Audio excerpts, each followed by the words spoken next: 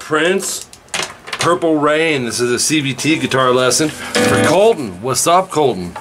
This is 8 pages, and I just played a section of, I believe, Wendy's part. But you wanted all the little fill-ins from Prince through this. Let's see, 5, 6, 7, and which they're all sporadic, you know, throughout the song. And then we wanted the secondary guitar part, which is what I was just playing from. You've already had a CVT lesson, so you kind of understand how the tabs work. It's in standard tuning. His fill-ins are tough in the sense that they're not super loud. So, I mean, you may just want to look at this as just little riff breakdowns. Some of them are just really buried in there, or they just maybe 2 seconds long. So this is what we got. At 1:57 in, you'll hear a volume swell. Now you can manually do these, or let me see if I can get some more light going. Or you can, you know, people use pedals too that will boost it. It can be done in the recording studio. So start with an F5, 1E, 3A.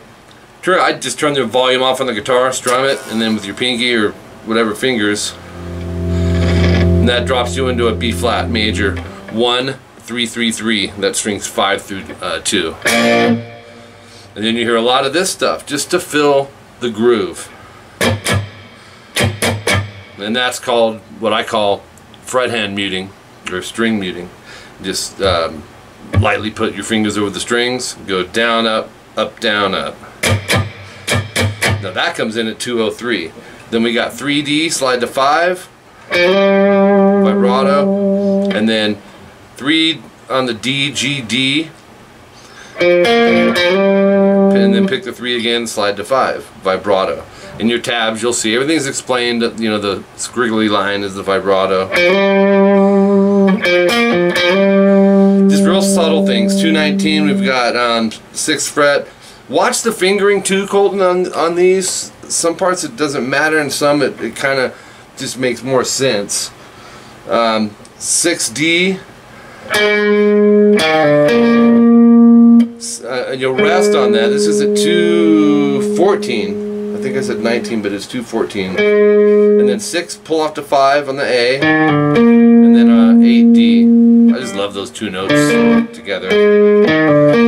And then he does a lot of Hendrix-style stuff in here, which is one of Prince's influences. But we're going to bar the 6th fret on the last 2 strings, and you're going to hammer onto the 8th fret, pull off, hammer back, pull off, and hammer.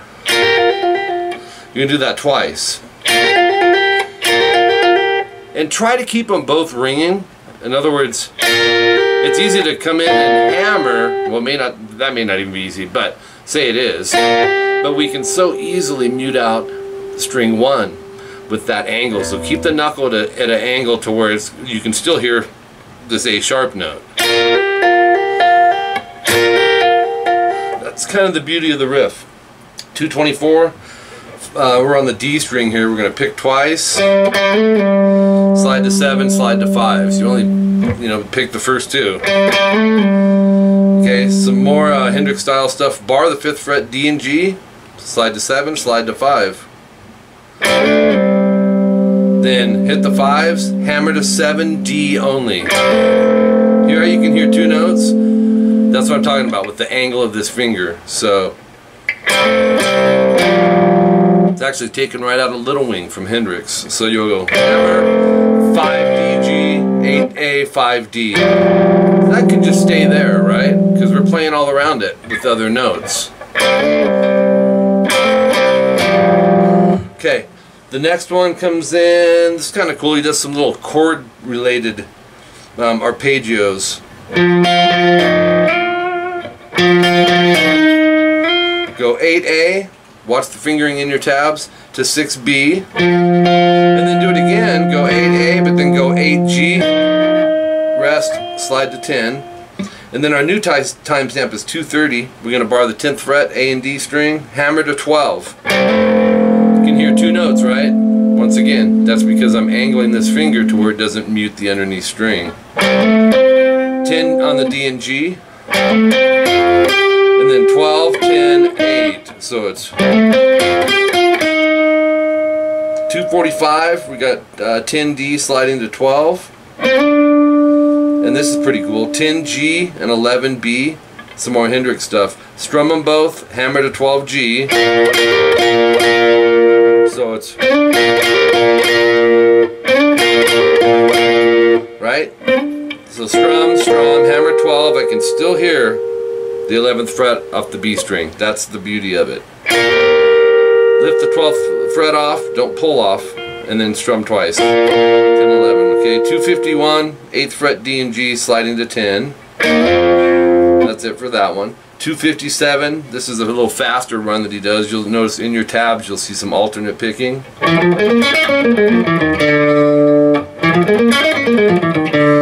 Love it.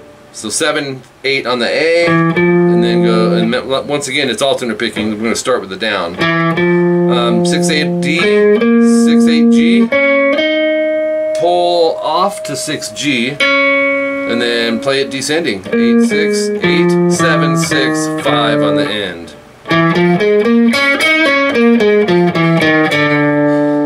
Probably one of my favorite riffs in there. Okay, let's move on. Page 3. How did that... Oh, there we go. There we go. 303, this is just where he's kind of filling the spot with the snare, like me and you were talking, or texting on the phone about a lot of this stuff. Fret hand mutes, just go. He's going down, up, down. Do it 8 times, leading into the F5 power chord again, which we started with, right? To the B flat. And then another 317 timestamp. There's some more muting for you. 321, we've got 6th fret on the A and D, but what I want you to do with this is go middle and 3rd finger, take your index, put it on 5D, you'll see why. Because we're going to strum those 2 strings, the A and D, 6 times, lift the 3rd finger off, strum them both once, so it's... Okay, and then 331, fret 8 on the A, you'll hear a volume swell, that's what the VS is. Just turn the volume off, pick the note, bring your volume up. And I think that had vibrato, let me check. Yes, it does. So, okay. From there,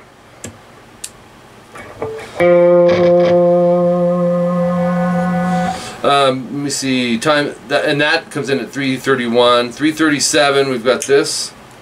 These are really cool little pieces of chords. You're going to go 6D, slide to 7, use your middle finger, leave it ringing, I call it a hold, and then go 6B, so you're hearing 2 notes once again. Just beautiful voicings.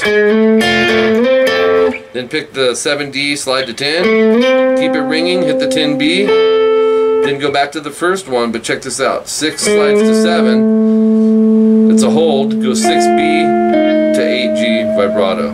It's the 7th chord. 13th fret, low E, just slide. And then just some more percussive, you're just doing some downstroke mutes. When you do those, I just put the lines across the top 3 strings. If you hit 4 or 5, it doesn't matter. A mute is a mute. You just wouldn't want it to be on one string. 345, we're back to the F5 chord. 350, we've got the 5th fret on the top, 6th fret, rest, and then the solo. I'm going to boost the gain a little bit for this. And let's jump in. What do you say? So the solo comes in at 352. We're going to go 17G, 18B. I like to use 3rd and 4th finger. That way I can back it with my middle and index. Because what we're going to do is bend. I almost feel like we need more distortion. Yeah, we're gonna go with this one.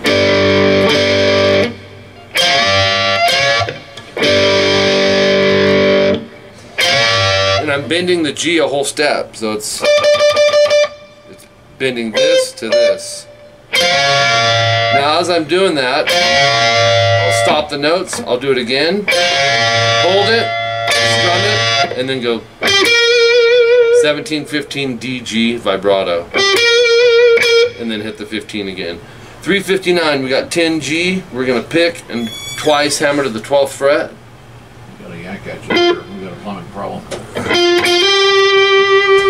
So it's 359 timestamp, we're going 10 G twice, hammer to 12, pick the 12, vibrato. 403 timestamp, we've got the first fret on the A string twice. Just a little sporadic stuff. 405, we got fret 18 on the B string. We're going to bend it. Stop the note with the pick, come down, bend, release, bend, vibrato. And then we're going to bend, release, pull off to 15. So we're going to back these fingers up a little bit to where it's ready. And then back to the 18B. Let's do that slow, there's a lot going on. Bend, release, pull off to 15, pick the 18. 17, 15 on the G, down, up. So 17, 15, D, down, up. So it's unison bends. 15B, 18 on, or 15E, 18 on the B. I like to back that with the middle finger. We're gonna strum them both, bend the B string. Twice, vibrato the second one. Not making it seem easy, and it may be, but that stuff can actually be pretty tricky. 17G, we're going to go back to that. Third finger, bend. Go 18B. With the I'm using my pinky on that, and I'm also going down, up, because it's quicker. And then 17G, bend, release, pull off 15. 17D, 17G, pull off 15. So it's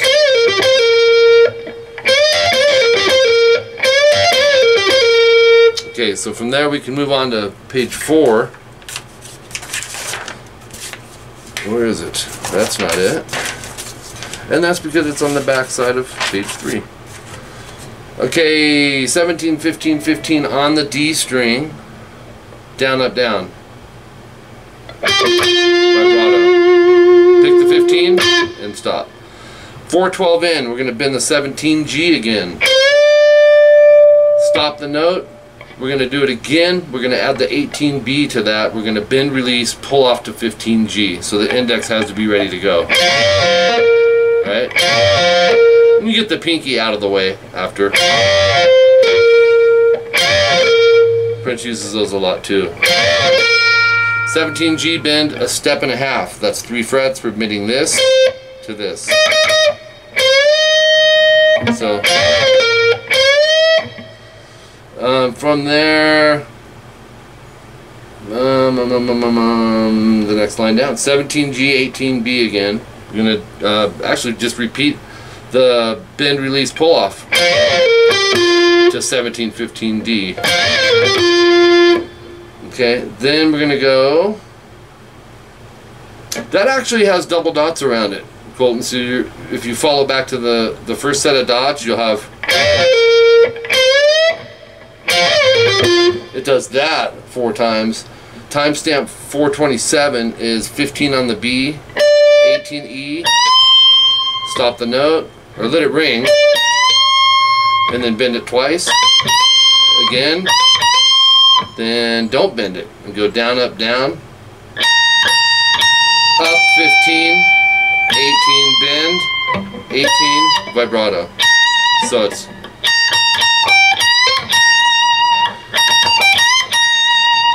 .432, we've got 18, 15, 17 on the high E, and this is alternate picked. Oh yeah, I do remember this part. He does like a you go 18, 15, 17, 18, 15, 17, 18, 15, 17, 18, 17, 15, 17, 18, 20, bend. So you'll see the pattern once you go through it a few times.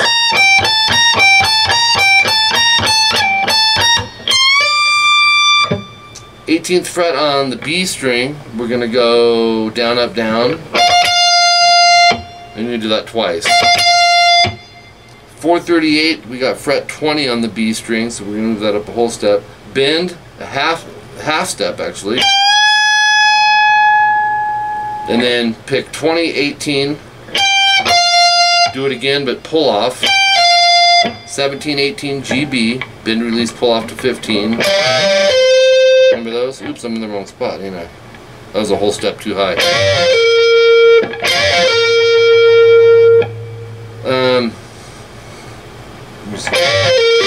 17D, 15D twice, so make sure you hear clarity all the way through. 442, we've got 11B vibrato, and I put third finger on that. There must be a reason. And then pick again, and then go to 10G. That's why. And then 6D, we're going to bend. Use first finger, half step to 8 on the D, and do that 2 times. So then we're going to go on the D string 8-6. You probably remember that part. They really dramatized that in there. 8-6, and then on the A string go 8-7-6-4. On the E goes 6-4-6. So it's 448. We got this. This is another melody that he does. You're gonna go.